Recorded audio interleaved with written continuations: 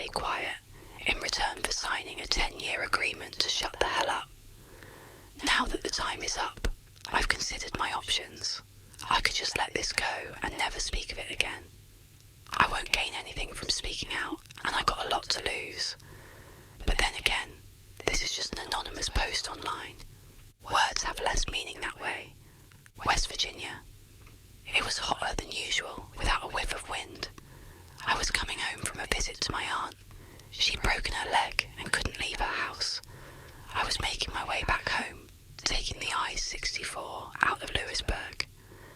It started with the radio. It was playing that one Macklemore song I'd heard 100 times over. The sound was cutting in and out in a quick staccato, then disappeared completely. I could hear cars honking up front as a line began to form. There was a sway in the trees, as if greater and greater pressure was being put on them. I could hear the wind rushing against the left side of the car, forcing me to pull the other way to compensate. I closed the sunroof as a dust cloud blew past, staining the windshield. Then, a rumble. It sounded like thunder, but from the ground, like a groaning bellow, growing louder and clearer by the second. As it reached its peak, I could see trees toppling over. A small Kia got pushed off balance and swerved off the road. As the sound died down, the road devolved into chaos. Some were desperately changing lanes, others were stepping on the brakes. I got my door scraped as the car behind me sped past. The radio was playing an automated message, a local emergency alert, referred to as a geological event. We were asked to turn off all air conditioning, slow down, and divert to the nearest exit. It repeated in a monotone voice.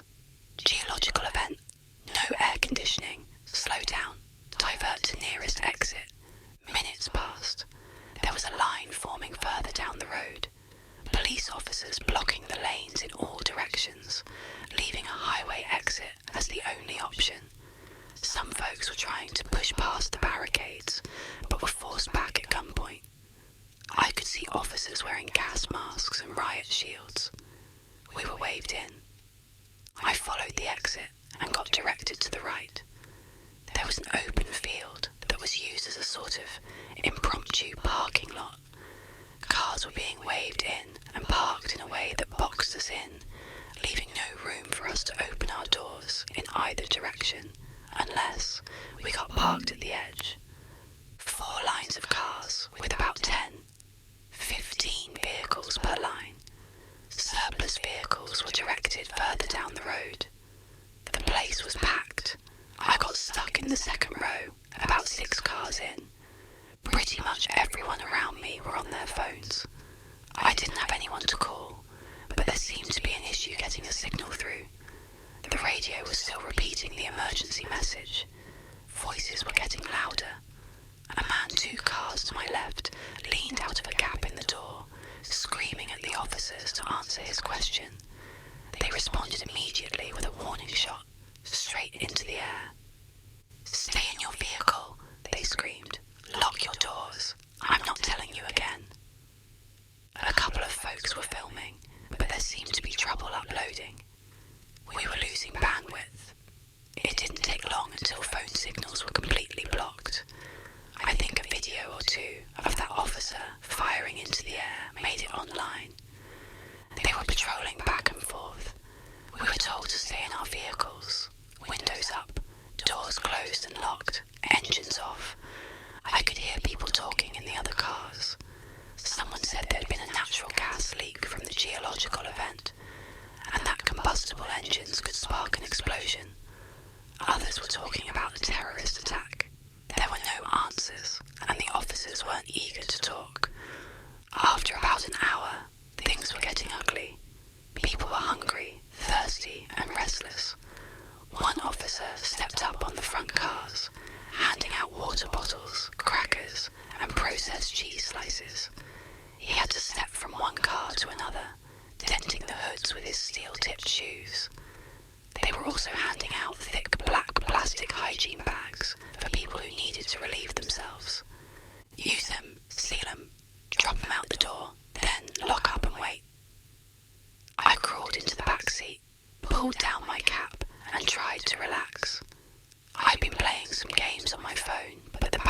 running low. I wanted to save some, so I settled for having a nap instead. The sweat was stinging my eyes, not because of how warm it was, but because of how nervous I was. No matter what I did, I felt trapped, and the car felt smaller and smaller. I couldn't get out if I wanted to, and it physically hurt me to think about how little control I had. Is that what claustrophobia feels like? A couple of officers were discussing something by the front line.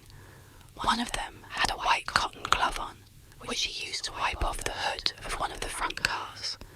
The glove was taken off and put into a bag, which in turn was sealed with a hot air gun. I was getting the impression that our cars had been covered in something.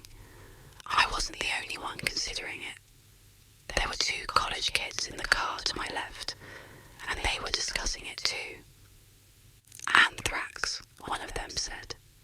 Gotta be. Nah, gold dust, the other chuckled. They don't want to share. You know what? The first groaned. I honest to God hope you're right. You're not, but I hope you are. Fuck you. I joined in the conversation shortly after. I offered another explanation, something combustible, something that might blow up if we started our cars. They were willing to consider this. The car behind me couldn't hear us, but the driver held up a notebook with the text. If we don't know what it's gotta be aliens. I couldn't tell if they were serious, but they weren't laughing about it. A man in his 50s, and what looked like his daughter. There were a couple of other folks in the other cars. A man in a black shirt, sort of looked like a preacher without a collar. 2 middle-aged women with a kid in the back seat. A fat man blaring Johnny Cash from his stereo. A couple with a teenage son who couldn't stop drumming on the windows. We'd been stuck for about 2, maybe 2.5 hours, when a truck rolled in. One of those with a large water tank. It was unmarked, looked civilian. As it rolled in, they were calling out on the megaphone. We'll be hosing your vehicles down, they said. Keep everything locked and closed. Then we'll be covering your vehicle with protective plastic while we wait for it to dry. After that, we'll start letting you go in an orderly manner. I repeat, most of us were relieved. It was only a matter of time now. It was getting dark. They were getting up on the cars, hosing them down thoroughly. It smelled of chlorine, so maybe they mixed something into the water. As they came to my car, they stepped up on it and double-checked the sunroof, making sure it was locked and secured. They sprayed the car down, bathing it in chemical stink, the kind that gets stuck to the back of your throat. It took a long time for them to finish, at least an hour or 2. After that, they were rolling out a kind of plastic cover at the short side of the lot, the kind you use to protect pools or rain covers for football fields. They used 2 squad cars to slowly drape the thing over the entire lot, securing the edges with large rocks. Please stay calm, they called out as the plastic crawled over us. I know this is uncomfortable, but this is for your own safety. Once the cleaning is done, you will be free to go. Stay inside your vehicle at all times, I repeat. I did as I was told. I stayed inside and I watched that plastic cover sweep over me. It felt like getting buried alive. All lights went out, leaving me in complete darkness, accompanied only by the vague, disembodied voices of the others. The college kids were talking about where they were going to go after this. Someone was honking, not sure if it was to show support or discontent. Someone else was cheering. I took my last swig of water, washing down my final plane cracker. I got back in the driver's seat. I could hear as they finished moving the plastic cover and parking their squad vehicles. I waited patiently, figuring it'd be maybe another hour or so. They hadn't really given us a timeline, but I could breathe a little easier. Sort of. I was going back and forth between feeling empowered with my hands on the wheel and feeling like I was stuck in a metal coffin. It was so dark and everything smelled of plastic and chemicals, like a car wash stuck in time. As the excitement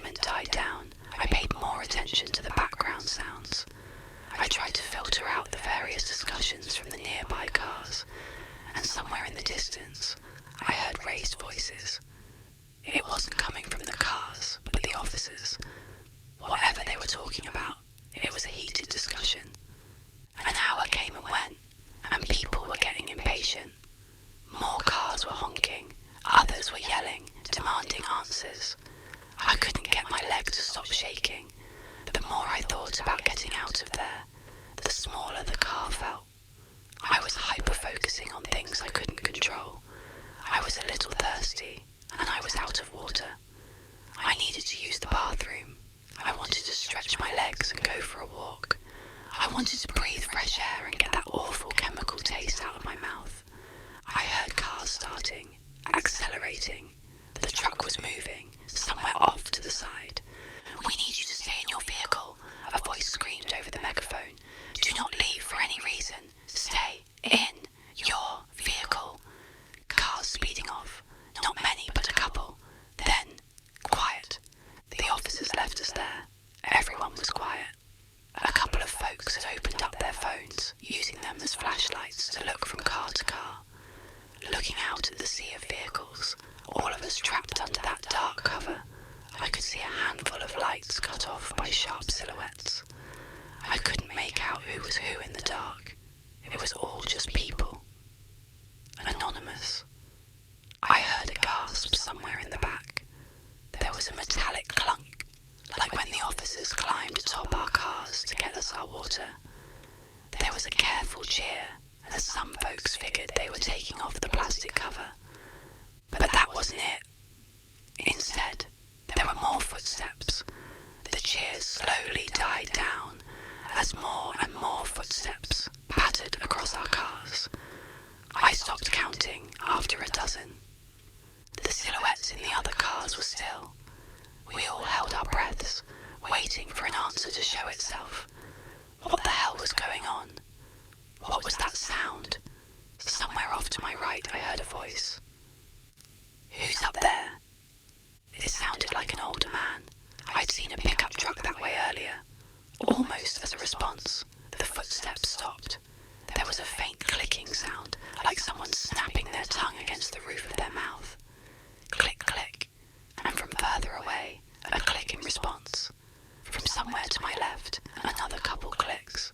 Then, a cascade of clicks. Dozens, maybe hundreds. There was an awful metallic noise coming from my right. Then, breaking glass. A scream cut short, followed by several irregular taps of the car horn. One of the silhouettes in the distance turned into a blur as something passed through the windshield, cutting through the plastic cover. Somewhere in the front row, the roof of a car was cut wide open. Someone was pulled up out of their seat. 2 cars back from where I was, there was more glass breaking. It sounded like a wild animal got in. I could see a weak hint of red spattered against the passenger side windows. I wasn't getting any air. I could feel my heart beating through my chest as my arms started shaking. My hands were cramped around the steering wheel, and I felt sweat dripping down my shoulders. I couldn't control it. I didn't even see what was going on, but these sounds, these screams, they awakened something primal. This was danger, a threat. My body knew long before I did. The college kids in the other car were ducking down. One of them waved a hand at me, as if telling me to get down. I nodded. I scrambled into the back seat. I couldn't see where I was putting my hands or my feet. Everything is different in the dark. As I tumbled my way over, my foot accidentally tapped the car horn. It was a quick tap, a fraction of a second, but to me, it was the loudest sound in the world. I was lying on my stomach in the back seat, and within seconds, something heavy climbed onto the hood of my car. I could feel the car buckling. It was much heavier than the man who'd passed out water bottles. I held my hands in front of my mouth to stop the panting, but I just ended up snorting up sweat instead. My nose stung as I bit my tongue, listening to every metallic groan as whatever was outside moved and shifted. Click, click, and from behind my car, a click in response. There were no lights being held up anymore. Everyone was cowering, going quiet. I pushed myself up against the door behind the driver's seat, trying to make myself as small as possible. I could hear the frame of the car complain as something slowly moved. When it came to my sunroof, there was a slight crack. That made it stop. Another crack. I silently shook my head, as if trying to ask the car to stop. That thing was going to break. And it did. My legs were showered with glass, as a big blob of plastic cover dipped into my car. Something big came tumbling into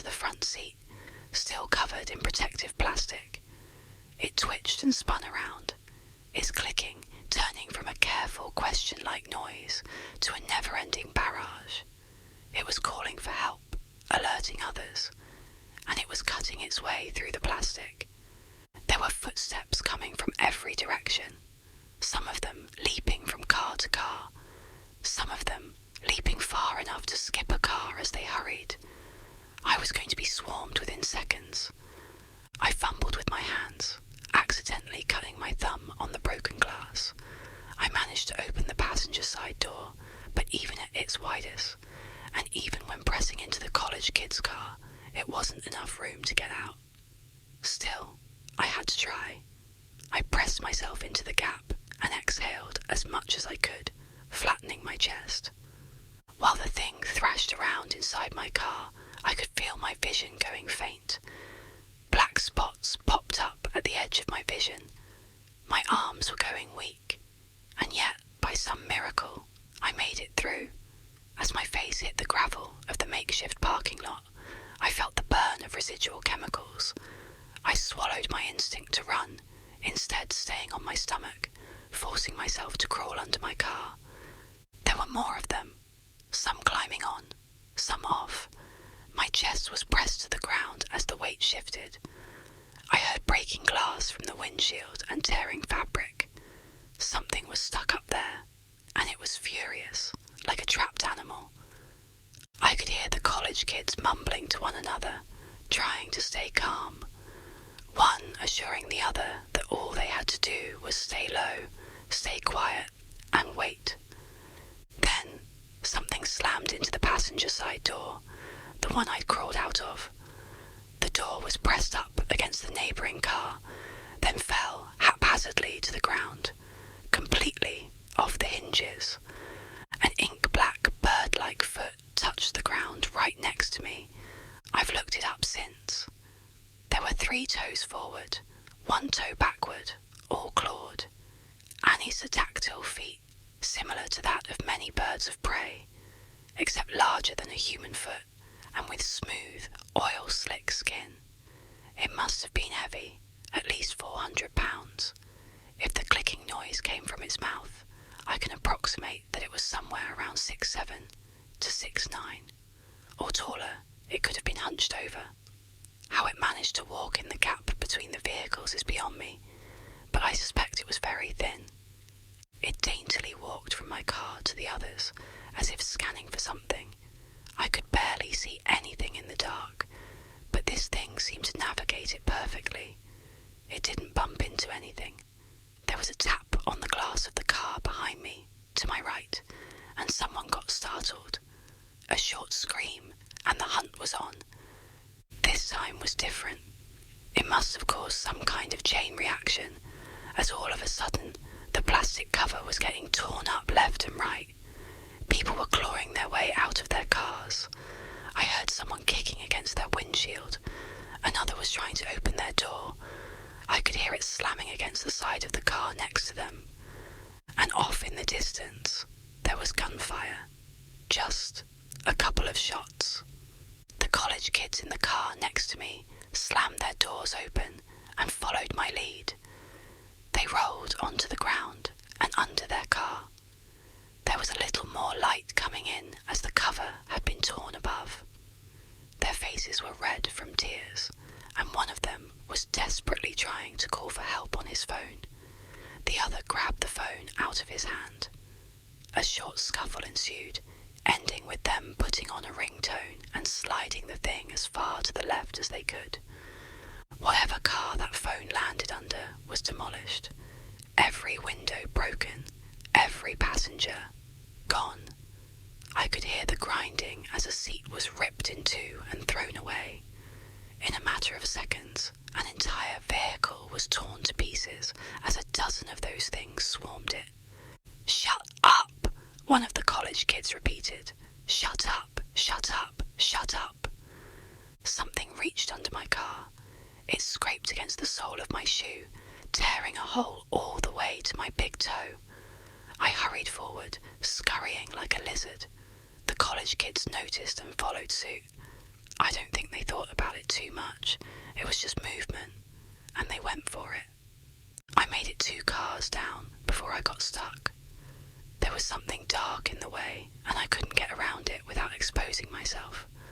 I couldn't see what it was, but it didn't take long for me to figure it out. There was a meaty crunch, as if someone was biting chunks out a piece of meat. It was struggling to get through the fabric of their clothes, making a snapping noise as threads gave way. A pool of blood rolled under the car, staining the tip of my fingers. It was still warm. One of those things were eating a victim. I hunkered down, trying to remember to breathe, and I stayed there, waiting for a chance. Any chance. I must have stayed there for at least an hour, hearing every bite, every crack of bone and snap of sinew, satisfied clicking noises. As it finished its meal, it wandered off, dragging the remains along. They were moving forward. Something heavy walked over the car I was hiding under, dragging a body along. Slowly, the footsteps disappeared. It was quiet again, and in that quiet, I found my footing. I made my way to the edge of the plastic cover. I listened one final time, pushed one of the weights away, and slipped through. They were gone, and I was out. I could feel my chest growing lighter, allowing me to breathe. I wanted to cry from relief.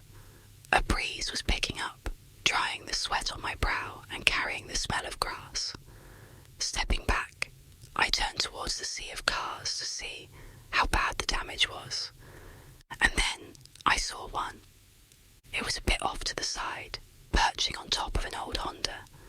At a glance it looked like a tall person, covered in a slick black ink.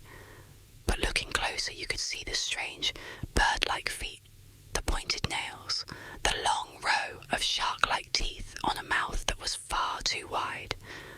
I froze. The thing rose to its full length, easily over 7 feet tall. It looked ready to pounce on me. I had nothing to defend myself with. I couldn't make any sudden moves. I wouldn't even be halfway under the car before that thing would be over me. 100 thoughts raced through my mind, but there was nothing I could do. I was out of options, but the thing just looked at me. It raised a slice of raw meat. Blood dripped on the plastic cover. It looked at me curiously, taking a bite. Then, as if nothing had happened, it wandered off, satiated. I was left there, shaking like a dry leaf, and with the last of those things gone, all that was left was the panic. It didn't take long for the officers to return. The plastic cover was removed, but we couldn't go home. Not after this. Some folks signed a waiver and were let go immediately. They weren't allowed to talk about what they'd seen, and in return they'd get a hefty sum of insurance money. Others demanded answers and were taken into custody for obstruction of justice. A few others still were too panicked to make any kind of sense and had to be checked out by medical personnel. A total of 14 people died. It was described by a combination of causes: a traffic pile-up, carbon monoxide poisoning, animal attack. I think there was something about an escaped convict too. Excuses all over the place, and the times were all wrong, spread out through a couple of days to more smoothly blend into accident statistics. And if you wanted to go home and get your insurance money, you had to sign a non-disclosure. I did too. I know the college kids did as well. Goddamn miracle they made it out, but I saw them. 34 cars had to be towed, 18 people wounded, 6 seriously so. 4 people lost at least 1 limb. One guy had an arm ripped off, halfway up his collarbone. I don't know how he survived. Most people never saw those things up close. They just remember the screams and the breaking glass. Sometimes, at night, that's all I hear too. Closing my eyes reminds me of lying under those cars, feeling the pressure as the weight shifted. I still get trouble breathing. I think a part of me is still stuck there. It stayed in my vehicle,